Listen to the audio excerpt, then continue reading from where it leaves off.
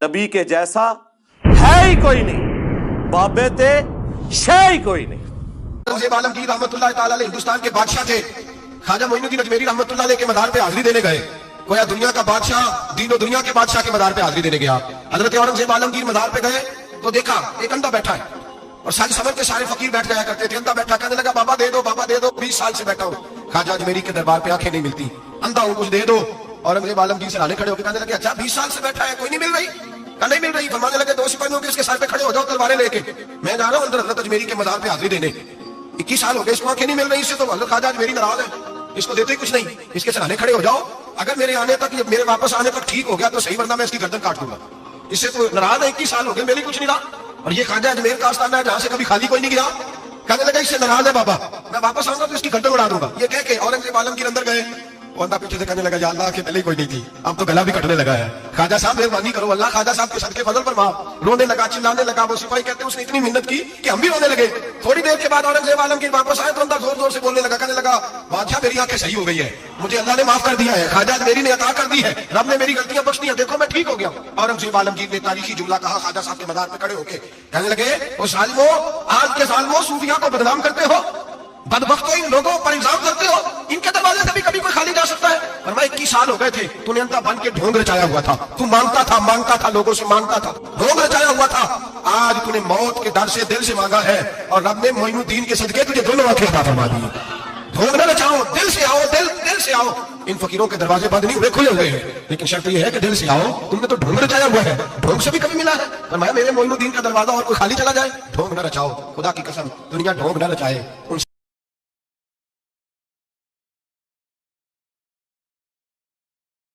नबी इस्लाम के एक बड़े लाडले सहाबी अब्दुल्ला इब्ने उम्मे मक्तूम शुरू के मुसलमानों में से थे और इतने लाडले और लायक तरीन सहाबी थे कि नबी इस्लाम ने हिजरत मदीना से पहले मदीने के लोगों को अपने बिहाफ पे जो उस्ताद बनाकर भेजा था ना, वो इनको भेजा था। सहाबी नबीना थे, आंखें कोई नहीं थी लेकिन दिल की आंखें थी। कुरान, उनको कारी कहा जाता था, कुरान सबसे ज्यादा जानते थे। तो औस और खजरज जब मुसलमान हुए तो उन्होंने कहा कोई आप हमें टीचर दे जो हमें कुरान सिखाए। तो अब्दुल्ला इब्ने उम्मे मक्तूम को नबी इस्लाम ने भेजा और नाबीना थे, और सुनन नबी दाऊद में आता है नबी इस्लाम ने इनको इमाम मत के मर्तबे में भी फायज किया था। मेरा यूट्यूब पे एक क्लिप भी है, क्या नाबीना इमामत कर सकता है? ऐसे अवामुन नास मशहूर है कि नाबीना नहीं इमामत करवा सकता, करवा सकता है। असल चीज कुरान का इल्म है।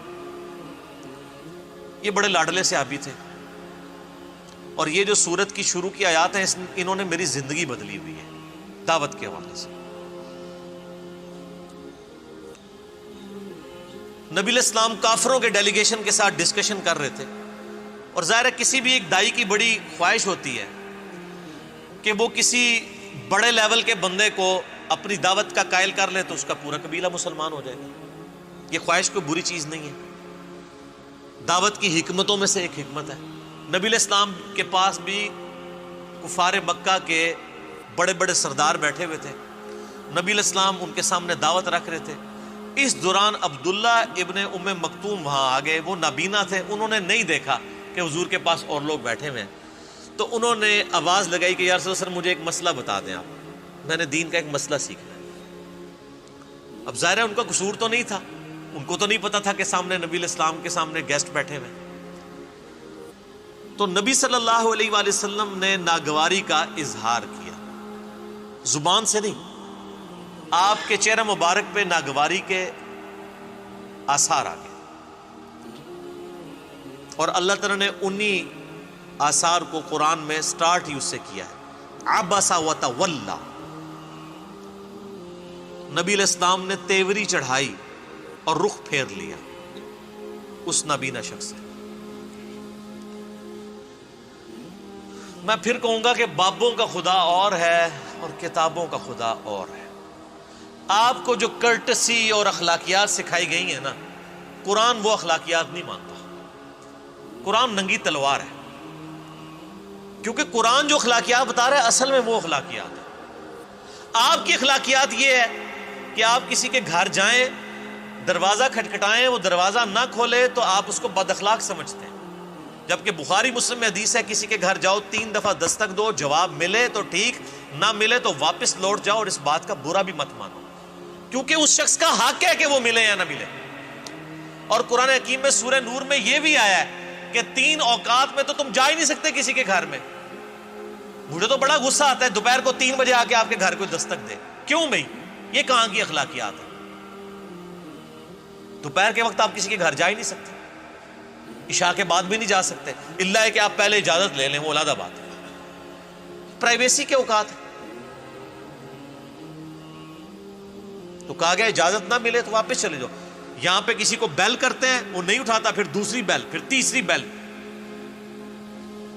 یہ اخلاقیات ہے، اس کی مرضی ہے۔ موبائل فون نے تو عذاب میں ڈال دیے لوگوں کو۔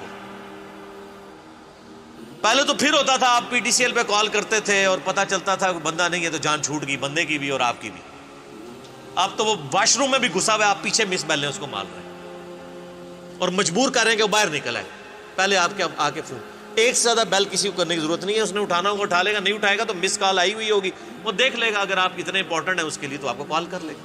یہ زبردستی کہ آپ لوگوں کے اوپر جو ہے وہ تھوپنا چاہتے ہیں چیزیں۔ اب وہ جو نبینا صحابی تھے ان کی وجہ سے نبی علیہ السلام کے چہرے مبارک پہ ناگواری کے آثار آ گئے۔ اگر ٹیکنیکل گراؤنڈز کے اوپر دیکھیں تو نبی علیہ السلام کا ایٹیچیوڈ بالکل نارمل تھا، ظاہر آپ دین کے لیے بیٹھے ہوئے تھے، لیکن سر اللہ بے پرواہ ہے۔ قرآن میں جو پہلے اپنے آیات سنی نا، انما انت منذر من یخشاہا، آپ تو صرف اس کو ڈر سنائیں جو ڈر جائے۔ اللہ تعالیٰ نے اپنے نبی علیہ السلام کے اوپر گرفت فرمائی، غصہ فرمایا کہ یہ جو کفار مکہ کے سردار آپ کے پاس بیٹھے ہیں نا، یہ سارے آئے ہیں چسکا لینے کے لیے، ان کو دفع کریں، اور یہ جو نابینا شخص ہے نا اس کو پروٹوکول دیں۔ میں بھی یہی کرتا ہوں، لوگ رابطہ کرتے ہیں نا، جو بڑا ضروری مسئلہ ہے، میں کہتا ہوں ضروری مسئلہ ہے تو ادھر آؤ، ادھر آؤ گے تمہیں تلیوں پہ اٹھائیں گے، لیکن ہم کسی کے ملازم نہیں ہیں کہ اس کے پاس جا کے اس کو دعوت و تبلیغ کا کام کریں گے۔ آپ کی ضرورت ہے آپ آئیں، یہاں بیٹھیں، جب تک آپ تھک نہیں جاتے میں نہیں اٹھتا۔ لوگوں کو پتہ ہے میں 8-8 گھنٹے بھی ایک نشست میں بولا ہوں، تو میں نے اس چیز سے جو میرے پاس چل کے آتا ہے پورا پروٹوکول دیتا ہوں اسے۔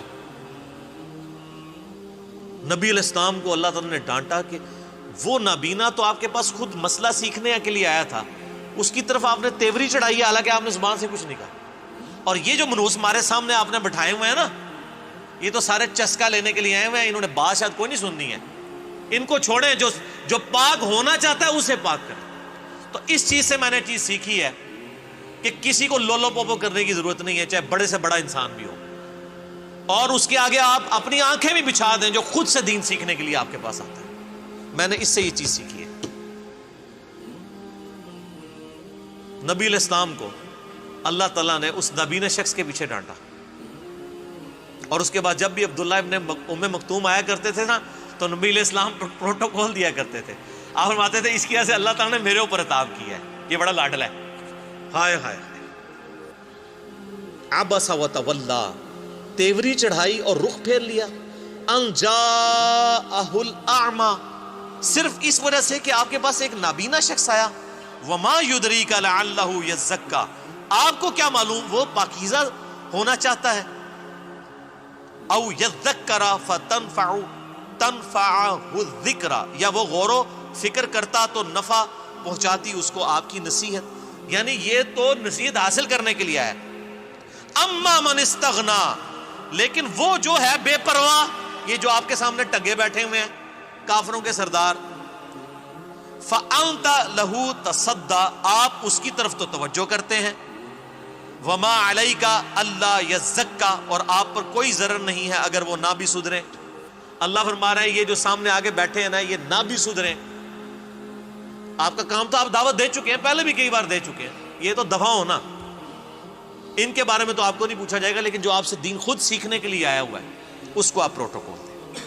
وَأَمَّا مَنْ جَاءَكَ يَسْعَى، اور جو آپ کے پاس آیا ہے دوڑتا ہوا، وَهُوَ يَخْشَى، اور وہ ڈر بھی رہا ہے، اللہ کا خوف رکھتا ہے، سَيَذَّكَّرُ مَن یخشا، اے نبی اس کو نصیحت کریں جو ڈر جائے. قرآن میں ہدایت ڈر جانے والوں کے لیے ہے، بے خوفوں کے لیے نہیں ہے، خواہ ان کی داڑیاں ہوں پگڑیاں ہوں. ہدی للمتقین، ڈر جانے والوں کے لیے. فَأَنْتَ عَنْهُ تَلَهَّا، تو آپ اس سے بے رخی کرتے ہیں؟ کلا، ہرگز نہیں. انہا تذکرہ، یہ تو نصیحت ہے. فمن شاء ذکرہ، تو جو چاہے اسے قبول کر لے. اللہ تمہارا یہ قرآن نصیحت ہے، جو اس کو قبول کرنا چاہتا ہے آپ اس کو ہدایت کی طرف بلائیں. جو آتے ہیں صرف روزانہ علمی بحثیں کرنے کے لیے، خام خواہ چسکے لینے کے لیے، ان کو چھوڑیں. اسی لیے ہم نے یہاں کا بھی مناظرے کا ماحول نہیں رکھا.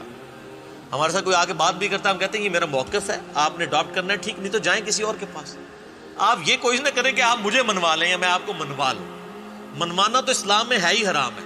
اسلام میں صرف دعوت ہے کہ یہ میرا موقف ہے. آپ کہتے ہیں میرا یہ موقف ہے، میں کہتا ہوں میری یہ دلیل ہے، آپ کہتے ہیں یہ دلیل ہے. اللہ قیامت الدین فیصلہ کر دے گا. میں کہتا ہوں قرآن میں ہی لکھا ہے، آپ کہتے ہیں بزرگ یہ فرماتے ہیں، تو اللہ فیصلہ کر دے گا کہ قرآن کو اللہ نے حجت ماننا ہے یا بزرگوں کو حجت ماننا ہے.